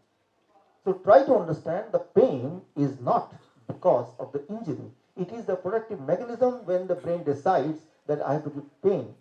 For example, आप अपना एग्जाम्पल लीजिए. आज जब घर से निकल रहे थे, संडे का दिन है, घर का सब कुछ ठीक करके जाना है और सेमिनार में टाइम पे पहुंचना है और बुक फेयर भी थोड़ा एंजॉय करना है, आप अपना टाइम मैनेज कर रहे थे और जल्दी में सामान रखते हुए और बाकी काम करते हुए आपका जो पैर है वो बेड के कोने में लगता है, लेकिन आप नोटिस नहीं करते। अब इमेजिन कीजिए होता क्या है ऐसे में कि रात को जब दोबारा घर जाते हैं, कपड़े बदलते हैं, तब देखते हैं अरे बाप रे यहाँ पे चोट सी लगी हुई है, याद करते हैं कब हुआ था, अरे सुबह जब मैं चल रहा था और भाग रहा था तब वो टकरा गया था, और जब ये सोच रहे होते हैं उस वक्त आपको पहली बार दर्द का एहसास होता है, isn't it? लेकिन जब एक्चुअली हो रहा था तो ब्रेन उसे देख रहा था, लेकिन ब्रेन को पता है कि अभी मैं दर्द दूंगा, बेचारा पहले से बहुत लेट हो चुका है, तो जाने दो उसको अभी। अब जब शाम को आ गए, सारे काम कर लिए, सोने जा रहे हैं, तो ब्रेन ने बोला अब इसको थोड़ा मैं इसका थोड़ा काम खींचता हूं, इसको थोड़ा डिसिप्लिन करता हूं। तो तब ब्रेन ने पहली बार हमको पेन दिया कि देखो भाई आगे से समझते रहना, डिसिप्लिन करने के लिए पेन दिया, ध्यान दिलाने के लिए पेन दिया, वो जब आपके पास वो समय है उस पेन को झेलने का, समझने का। So what I mean to say here is हमारे बॉडी में कुछ प्रोटेक्टिव मैकेनिज्म है, अगर वो मैकेनिज्म फेल हो जाए तो that may be the last day of our life, लेकिन उस मैकेनिज्म को अगर हम बीमारी मान लें, right, then that is the thing which will make us really sick. तो यहाँ पे मैं ये बोल रहा था कि इंजरी के रिस्पॉन्स पे पेन कब कैसे होता है वो ब्रेन डिसाइड करता है, वन थिंग। दूसरी बात ये है, जैसे मैंने बताया ट्राइजेमिनल न्यूरैल्जिया, कि कुछ इंजरी नहीं है but pain is there, right. So दो कॉन्ट्रास्टिंग बात हो गई, एक तरफ तो पेन है तो दर्द है, लेकिन दर्द कब है it depends on the situation. Injury हो गई, दर्द कब होगा it depends on the situation. और दूसरी तरफ कि दर्द तो है लेकिन पेन ही, दर्द तो है लेकिन इंजरी है ही नहीं कहीं, तो दर्द का कारण क्या है, दर्द ब्रेन डिसाइड करता है कि कब देना है, इंजरी हो या ना हो। For example common lower back pain अक्सर ही होता है लोगों को, और उसका कारण पूछे तो डॉक्टर से फ्रैक्चर होता है, ट्यूमर होता है, इंफेक्शन होता है, स्लिप डिस्क होता है। लेकिन 85% लोग जिनको लोअर बैक पेन होता है, इनमें से कोई भी डिटेक्ट नहीं होता, और ऐसे बहुत सारे लोग हैं जिनको कोई पेन नहीं है, लेकिन वो अगर स्कैनिंग करेंगे तो उनको स्लिप डिस्क मिलेगा। अब क्या है कि जब कोई लोअर बैक पेन में गया तो डॉक्टर की रिस्पॉन्सिबिलिटी बन जाती है कि इनमें से किसी ना किसी एक में तो डालना ही उस आदमी को, और फिर उसको इलाज चालू कर देना है, और वो जिंदगी भर इलाज चलता है और जिंदगी भर वो ठीक ही नहीं होता कभी। सो पेन मे और may not have a physical connection, right, it may be because of blocked emotion. मान लो बचपन का कोई दुख है, उस दुख को बार बार याद करते हैं तो ब्रेन सोचता है आप उस दुख को संभाल के रखना चाहते हैं, तो वो दुख ब्रेन कहीं डाल देता है, दैट पार्ट में भी पेन है। जब तक उस इमोशन को हम स्विच ऑफ नहीं कर देंगे, ब्लॉक नहीं कर देंगे, तब तक वो पेन आता रहेगा। लेकिन हम ढूंढते हैं जो कारण, वो इन्हीं में से किसी को ढूंढते हैं, उस डॉक्टर को बोलते हैं, डॉक्टर को वो पेन के बारे में उतना ही पता है जितना आपको पता है। उनको पेन क्या होता है, उसका साइंस क्या होता है, उसका आर्ट्स क्या होता है, वो वाला टॉपिक है ही नहीं। उनको बता दिया यही चार होते हैं, तो इन चारों में आपका पेन ढूंढ के ही रहेगा कौन सा रीजन है, राइट, वो ढूंढ के ही रहेगा। आप ऐसा कीजिए, आपको पेन नहीं है, आपको पता है, लेकिन डॉक्टर बोलिए बहुत पेन, बहुत पेन है। फिर देखिए वो डॉक्टर क्या करता है, चारों में से एक कारण निकालता है कि नहीं, कम से कम एक कारण निकाल के देगा, जब तक चैन से नहीं बैठेगा वो, राइट। मैं एग्जाम्पल दे रहा हूँ, बाईपास सर्जरी आने से पहले जब लोगों को एंजाइना पेन होता था, हार्ट का पेन, राइट, एंजाइना पेन, तो तब एक सर्जरी थी, उस सर्जरी में क्या होता था कि थोड़ा सा कट मारा और अंदर जो आर्टरीज है उसको थोड़ा हिलाया डुलाया, इस उम्मीद से कि अगर कोई चीज ब्लॉकेज होगी तो हिलने डुलने से वो ब्लॉकेज हट उठ जाएगा, तो ठीक ही हो जाएगा। और वो सर्जरी बड़ी पॉपुलर हुई और हमेशा देखा गया उस सर्जरी के बाद लोगों का पेन कम भी हो गया। अब हार्वर्ड में एंड यूनिवर्सिटी ऑफ पेनिनसुला इन दोनों यूनिवर्सिटी में अलग अलग डॉक्टरों की टीम ने अलग अलग ढंग से एक्सपेरिमेंट किया। उन्होंने FDA से परमिशन ली, which now they will not give, unethical permission, कि हम दो तरह के मरीज हैं, दोनों का एंजाइना पेन है, एक ग्रुप ऑफ मरीज को वही वाला आर्टरी हिलाने वाला हम सर्जरी करेंगे, दूसरे मरीज को सर्जरी तो नहीं करेंगे, ऊपर से कट लगा देंगे कि आपकी सर्जरी हो चुकी है। और इंटरेस्टिंगली दोनों ग्रुप में सभी को रिलीफ मिला, सभी को आराम मिला और कई महीनों तक आराम रहा। तो व्हाट आई मीन टू से, इट इज ऑल एक्सपेक्टेशन। आपका ब्रेन ये देखता है आप उम्मीद क्या करते हैं। अभी हमारा डायबिटीज, वर्चुअल डायबिटीज टूवर्ड्स चल रहा है हमारा, राइट, 3 दिन वाला, और करीब 9 देशों से हमारे पास पार्टिसिपेंट्स हैं। जब पार्टिसिपेंट्स को पता चला कि यहाँ पे बहुत डेंगू हो रहा है, तो 3-4 पार्टिसिपेंट को तो बुखार आ गया। तो मतलब ये कि योर ब्रेन एक्सपेक्ट्स, राइट, देखता है सराउंडिंग कि आप क्या एक्सपेक्ट करते हैं अपने आप से। ब्रेन की रिस्पॉन्सिबिलिटी जो आप एक्सपेक्ट करते हैं, ब्रेन वो आपको डाल देगा, राइट। तो जैसे आप देख रहे हैं हर जगह डेंगू लिखा हुआ है, ये डेंगू है, चिकनगुनिया है, वो होर्डिंग में भी, अखबार में भी और टीवी में भी, तो ये एक्सपेक्ट मुझे बुखार होना चाहिए अभी। तो brain is a servant, brain को पालन करना उसका इसकी रिस्पॉन्सिबिलिटी है, राइट। सो यहाँ पे इंपॉर्टेंट है एक्सपेक्टेशन। एक्सपेक्टेशन कैसे होता है? Past belief, right. आसपास क्या चल रहा है, राइट, उससे एक्सपेक्टेशन बनता है। उससे क्या होता है? Emotion, fear, right? And इससे that results to pain or that results to fever, right? तो fever होता है, डर से fever होता है, आपको पता ही है, right? तो वो जो fear है, ये जो डर है, सारा व्यापार इस fear का है। वो जो डर के दौरान कुछ भी आप बेच सकते हैं, किसी को डरा के कि ऐसा नहीं कर देंगे ऐसा हो जाएगा, कुछ भी बेच सकते हैं। तो ये जो मेडिसिन है पूरा का पूरा, अगर वायरल डिजीज की बात करें, ये it is the business of fear, right. हालांकि अभी देखिए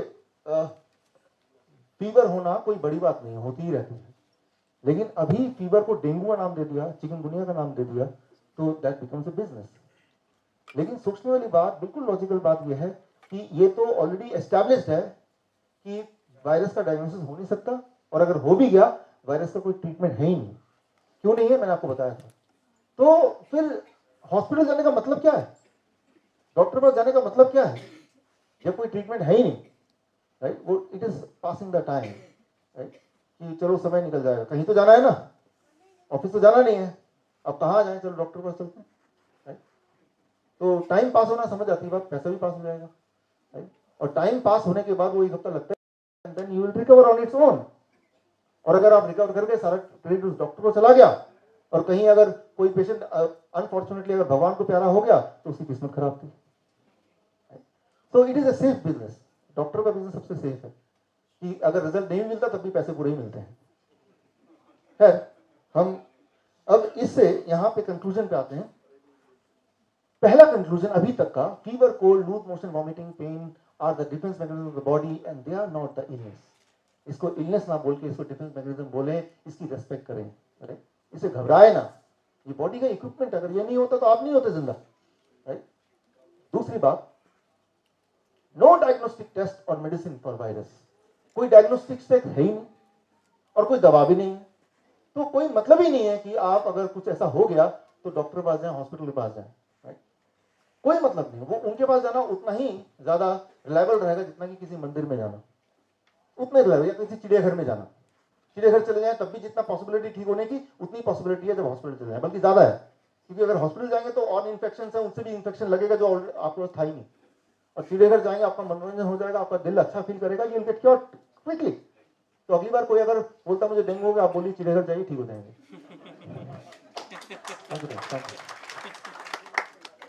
और साइंटिफिकली प्रूव कर सकते हैं आप। Third, consuming medicine during viral infection can lead to lifelong sickness. जब किसी को वायरल इंफेक्शन हो, स्ट्रिक्टली पेन के लिए कोई दवा ना लें, स्ट्रिक्टली फीवर के लिए कोई दवा बिल्कुल ना लें। और अगर ऐसा किया तो वो वाला जो पेशेंट है जो 3 दिन में अदरवाइज ठीक होने वाला था, वो कम से कम 15 दिन, 20 दिन, महीना, 2 महीना तक वो परेशान रहेगा किसी न किसी एलिमेंट की वजह से। तो स्ट्रिक्टली क्या नहीं करना है, दैट इज, अगर कभी वायरल इंफेक्शन या बुखार आया तो दवा नहीं लेनी है। क्यों? अब देखिए, मान लीजिए कोल्ड हुआ, आपने दवा लेकर उसको रोक दिया, कुछ दिन बाद वो ब्रोंकाइटिस बन जाएगा, फिर आपने दवा लिया, कुछ दिन बाद वही चीज निमोनिया बन जाएगा, फिर आपने दवा लिया, फिर कुछ दिन बाद वही अस्थमा बन जाएगा, फिर आपने दवा लिया, वही रेस्पिरेटरी फेलियर बन जाएगा, and then that will lead to death, right. Every time you may take the medicine, you make your situation even worse than before. तो दवा तो लेना ही नहीं है, दैट इज वन। क्या करना है उस पे आते हैं। तो आते हैं फीवर, क्योर इन 72 आवर्स। क्या करें? पहली बात तो फीवर को क्योर करने की जरूरत नहीं, बिकॉज ये तो प्रोटेक्टिव मैकेनिज्म है बॉडी का, तो उसको क्यों क्योर करें। सवाल यह आ सकता है कि वायरस को कैसे भगाएं, cure in 72 hours. That is the right topic. Topic ये होना चाहिए, वायरस है तो उसको बॉडी से कैसे निकाल बाहर फेंकें, राइट। उसके लिए पहले तो ये देखें कि सिम्टम क्या है। ये इंपॉर्टेंट स्केल है। नॉर्मली बॉडी का, ह्यूमन बॉडी का टेम्परेचर है वो 98.6 डिग्री नॉर्मल, राइट। टंग से, मुंह से करेंगे तो 98.6, अगर बगल में दबाएंगे थर्मोमीटर तो 97.7 ऐसे कुछ होगा, तो दैट इज नॉर्मल। 100 से 4 ये स्केल ना आपको मैं दे दूंगा, कार्ड प्रिंटेड है, right, so need not to worry about it. 100 या 100.4 डिग्री फ़ारेनहाइट तक it is called sub fever. Fever हुआ नहीं लेकिन फीवरिश टाइप लग रहा है, राइट। दैट उसका मतलब क्या? इसका मतलब है कि बॉडी में छोटा मोटा वायरस का कुछ चल रहा है, राइट? कुछ आदान प्रदान चल रहा है। Mild fever that is up to 101.3, यानी वायरस है और ब्रेन को पूरी तरह कंफर्म हो गया, ब्रेन ने अपना शुरू कर दिया है उसके खिलाफ जंग। मॉडरेट फीवर वो है 102.2 तक, मतलब जंग चल रहा है, राइट? और वो जंग में ब्रेन पर, हमारी बॉडी पर वो वायरस भारी पड़ रहा है, तो बॉडी टेम्परेचर बढ़ा रहा है। और उसके बाद होता है स्ट्रॉन्ग फीवर, जो 104 डिग्री तक होता है। स्ट्रॉन्ग मतलब अब ब्रेन ने तय कर लिया कि अपना आखिरी दांव लगा दें, इसको पूरी तरह से हरा दें, that is strong fever. Severe fever होता है 105.8, राइट? जहां पे वो इंसान की अपनी इम्यूनिटी अदरवाइज भी बड़ी कमजोर थी, राइट? तो यहां पे जंग थोड़ा लंबा चल गया। देन डेंजरस फीवर होता है 105.8, इससे आगे वाकई में डेंजरस है। यहाँ पे यू शुड डू समथिंग ताकि फीवर कम हो, इससे ज्यादा ना बढ़े। उसके लिए क्या करना है, I come to it. Fatal fever और लाइफ थ्रेटनिंग फीवर इज 107.6 से ज्यादा। मैक्सिमम जो फीवर जाता है किसी का भी 109/6, मिनिमम जो टेम्परेचर बॉडी का रह सकता है 86। इससे कम होगा या इससे ज्यादा होगा, इन दोनों केसेस में ही it will lead to death. Body का जो एक होम्योस्टेट है वो 86 से लेकर 109 के बीच में है, इससे अगर अलग होगा it will lead to death. अगर आपको विश्वास ना हो कभी करके देखिए अलग, मेरा मतलब मत कीजिए, तो that will lead to death. तो अब इसमें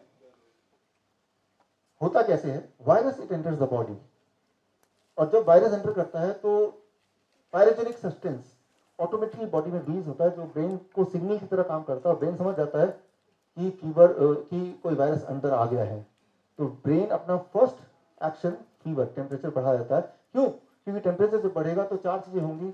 अगर कोई टॉक्सिन होगा तो वो बर्न कर जाएगा, वो बॉडी से एलिमिनेट हो जाएगा, और वो जो जर्म है, वो वायरस है, वो पैरासाइट है, वो बैक्टीरिया है, वो पैथोजन है, वो जर्म्स इनएक्टिव या कमजोर हो जाएगा। और फीवर में हमारी बॉडी की जो इम्यूनिटी है वो इम्यूनिटी अलर्ट हो जाती है और इम्यूनिटी भी स्ट्रांग हो जाती है, राइट? तो ये चार चीजें टुगेदर होती हैं जब बॉडी अपना टेम्परेचर बढ़ा देता है। This 4 things happen. इसमें जो सबसे इंपॉर्टेंट बात है स्ट्रॉन्ग फीवर। स्ट्रॉन्ग फीवर मतलब 104 तक। जब किसी का 103 पॉइंट समथिंग आता है या 104 आता है तो घबराना नहीं है। उसमें यह है कि आपका बॉडी एक आखिरी पटकनी मार रहा है। आपने देखी सुल्तान मूवी? देखी सुल्तान, राइट? तो सुल्तान में इमेजिन कीजिए कि वो सुल्तान है, वो बॉडी का टेम्परेचर है, वो ब्रेन है, और दूसरा वाला मैं आपको वीडियो दिखाता हूँ, राइट? कि कई बार वायरस भारी पड़ता है कई सारे कारण से, तब ब्रेन अपना आखिरी दाव लगाता है। At the time temperature briefly 1-8 घंटे के लिए बहुत हाई जा सकता है, as high as 104। You no to worry about it, right? आप ऐसे इमेजिन कीजिए। Every single toxin in your body. I'll pack it up and I'll send it to your wife.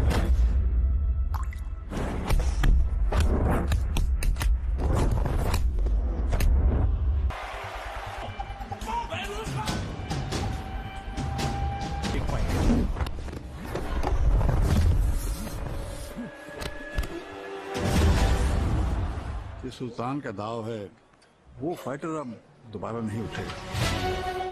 अब यहाँ पे देखिए वो जो आखिरी दाव लगाया है, राइट? वो दाव जब लगता है 104 डिग्री, तो हम क्या करते हैं, उसको उससे डर घबरा के फटाफट हम उसको कोई दवा दे देते हैं। वो कुछ ऐसा ही होगा कि सुल्तान आखिरी दाव लगाने वाला था, तो हमने क्या किया, उसे हाथ पैर बांध दिए, राइट? तो लेकिन तो करना क्या है, what we have to do? तो अगली बार जब 103 या 104 के करीब आएगा, याद कीजिए मेरा ब्रेन आज सुल्तान बन गया है, राइट? तो आपको बुरा नहीं लगेगा, आप अपने कॉन्फिडेंस में रहेंगे, और आप देखेंगे it is a matter of few hours. वो जो कुछ 1 घंटे होते हैं, 1 या 2 घंटा, that is the main important thing. उस वक्त आप क्या कर रहे हैं? तो क्या करना है, कोल्ड कॉम्प्रेस अगर 103 से ऊपर जाता है, and 3 step diet. Cold compress क्या होता है, बड़ा सिंपल है। एक इतना बड़ा टॉवल लीजिए और उसके 4 टुकड़े कर दीजिए, छोटे छोटे, 1 फीट बाई 1 फीट के 4 टुकड़े, 1 फीट बाई 1 फीट के ऐसे टॉवल ले लीजिए, और एक बड़ा सा 2 बाल्टी ले लीजिए, और एक बाल्टी में बर्फ वाला पानी और एक बाल्टी खाली। वो चारों टुकड़ों को आप पानी में डालिए, राइट? तो ठंडा पानी उसमें आ जाएगा पूरा, राइट? और उसको निचोड़ के, बहुत ज्यादा भी निचोड़ना नहीं है, एक को तो सिर पे रखिए और बाकी 2 को ये काफ में।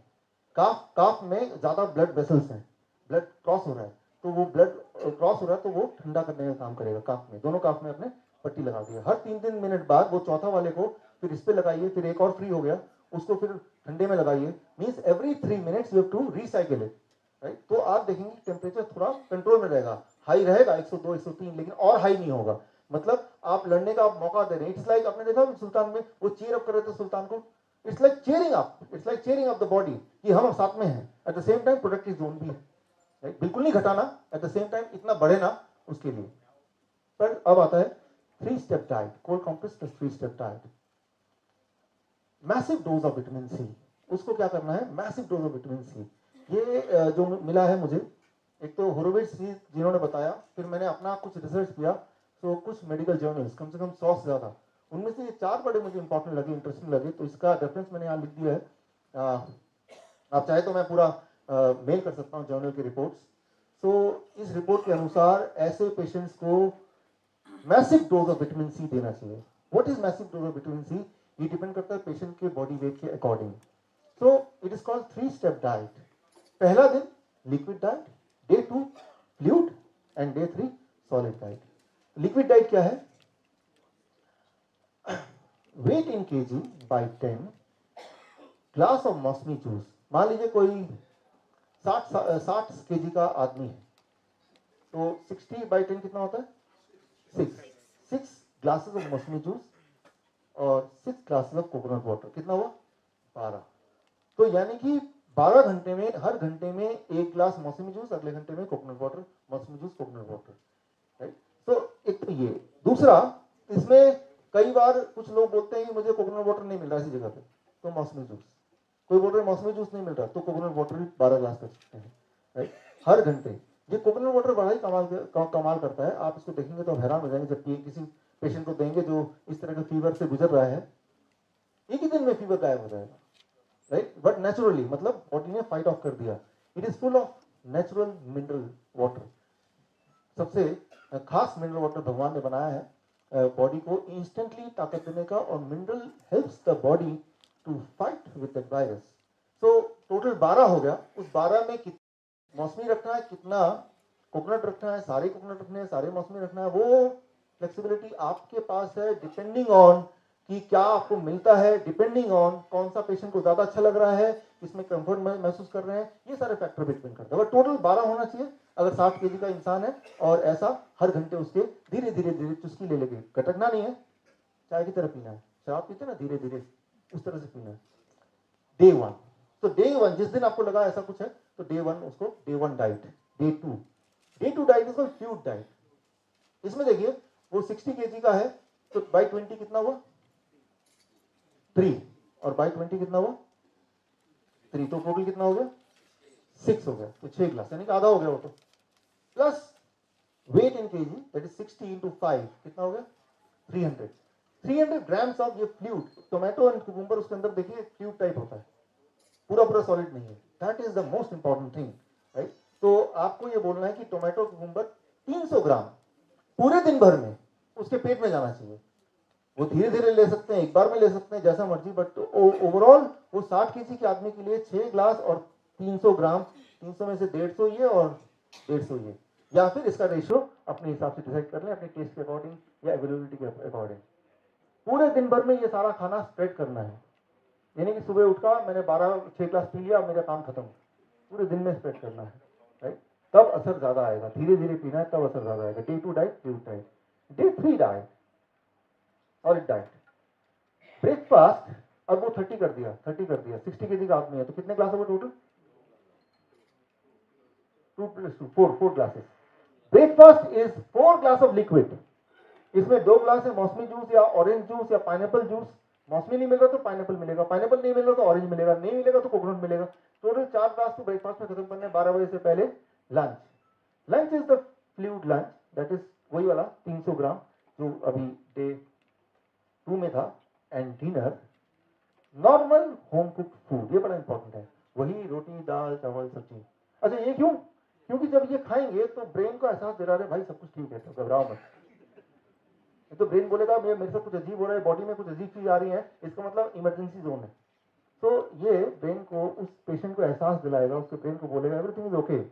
और उस वक्त तक, ये तीसरे दिन की बात है, the patient will be actually okay, right. और तब पेशेंट का मन करेगा, खुद ही बोलेगा कि मुझे रोटी खाना है, मुझे चावल खाना है, मुझे दाल खाना है, मुझे सब्जी खाना है, मुझे राजमा खाना है, छोले भटूरे मतलब खाना है या पकौड़े खाने हैं, तो समझ लीजिए पेशेंट ठीक हो चुका है। आप तो वो दे देना उसको, राइट।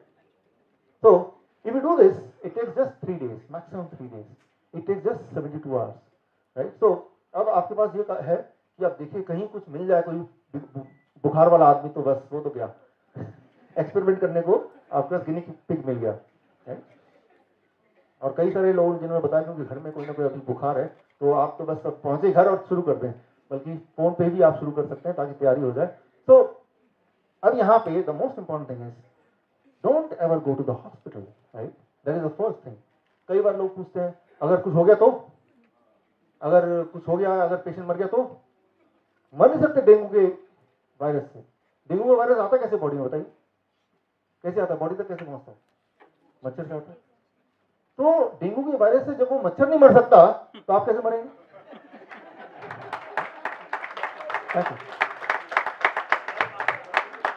हाँ, पहले वो मच्छर मरेगा ना, क्योंकि उसको भी तो डेंगू हो गया है, वो तो मरा नहीं।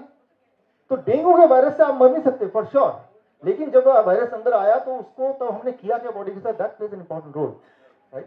That plays the most important role. तो घबराइए नहीं, आप मर नहीं सकते, कुछ नहीं हो सकता, राइट। यही करना है। बाकी हमारी इम्यूनिटी जो है that is the best weapon. या फिर आप ऐसा कर लीजिए, प्रिवेंटिव डाइट, क्योंकि आजकल ऐसा माहौल चल रहा है, तो एक हफ्ते के लिए हम सब, आप सब प्रिवेंटिव डाइट पे चले जाइए ताकि protection from this kind of virus. How do that? Day 3 diet, right. Step 1, एक हफ्ते तक डे 3 डाइट पे रहिए। डे 3 डाइट मैंने बता दिया, मैं आपको कार्ड में दे दूंगा। Artificial fever for 7 days, body में आर्टिफिशियल फीवर क्रिएट करना है। उससे क्या होगा कि अगर कुछ वायरस कभी घुसा ही घुसा होगा, जब भी वायरस अंदर एंटर करता है हफ्ते, 2 हफ्ते, 3 हफ्ते बाद आपको असर पता चलता है। तो नया नया वायरस गया होगा तो वहीं पे वो अरेस्ट हो जाएगा by doing an artificial, creating an artificial fever in the body. अच्छा, आर्टिफिशियल फीवर क्रिएट कैसे करना है? थोड़ा खर्चा करना पड़ेगा। एक बड़ा टब ले लीजिए, खरीद लीजिए बड़ा टब जिसके अंदर आप बैठ सकें, और उस टब में गर्म पानी, इतना गर्म कि आप उसे सह सके आराम से, गर्म पानी डालिए विच इज कंफर्टेबली आप सह सकें, और ऐसा आप 15 मिनट तक बैठे रहिए। तो आपकी बॉडी के जो टेम्परेचर है वो लगभग 1.5 डिग्री बढ़ जाएगा, और बढ़ा हुआ आधे घंटे तक रहेगा, और ऐसा आपको रोज करना है 7 दिन तक। तो अगर कोई वायरस घुस गया होगा जो आगे थोड़ा मैनिफेस्ट होने के बाद फिर वो फीवर आएगा ब्रेन में, लेकिन आपने पहले ही प्रिवेंटिवली डे 3 डाइट को एक हफ्ता फॉलो किया और वो आर्टिफिशियल फीवर भी क्रिएट कर लिया बॉडी में नहाने के वक्त, एंड देन दैट इज कि वो वायरस इससे पहले कि अपने पंख फैलाए और बढ़े और ब्रेन कुछ करे, उससे पहले ही आपने उसको वहीं पे रोक दिया, उसको वहीं पे अरेस्ट कर दिया। So that is called the preventive diet, right. So with that we come to the conclusion of this. तो मैं उम्मीद करता हूँ कि हमारे डायबिटिक एजुकेटर्स और हम सब मिलके इसको फॉलो करेंगे। कितने एजुकेटर्स हमारे यहाँ पे? या थैंक यू, थैंक यू। सो हाँ, एनीथिंग, स्टीम बात है, सोना बात है, इवन जब आप रनिंग करते हैं तो बॉडी का टेम्परेचर 1.8 डिग्री बढ़ जाता है, that is also artificial fever. Anything जिससे टेम्परेचर थोड़ा बढ़ जाए और बढ़ा हुआ थोड़ी देर तक रहे, that is called creating an artificial fever, right. सन बात भी हो सकता है, धूप में भी, राइट। तो with this we come to the conclusion of this. आपको एक फीडबैक फॉर्म मिलेगा, वो फीडबैक फॉर्म भरिए, एंड उसके बाद वो फीडबैक फॉर्म आप एक्सचेंज कीजिए। फीडबैक फॉर्म जब देंगे तो इन एक्सचेंज आपको वो कार्ड मिलेगा। उस कार्ड में जो मैंने इंपॉर्टेंट चीज बोली है वो प्रिंटेड है, लिखा हुआ है, जिससे आप अपना और अपने दोस्तों का ख्याल रख सकें। आप आए, हम मिलते रहेंगे। आपका धन्यवाद। Thank you.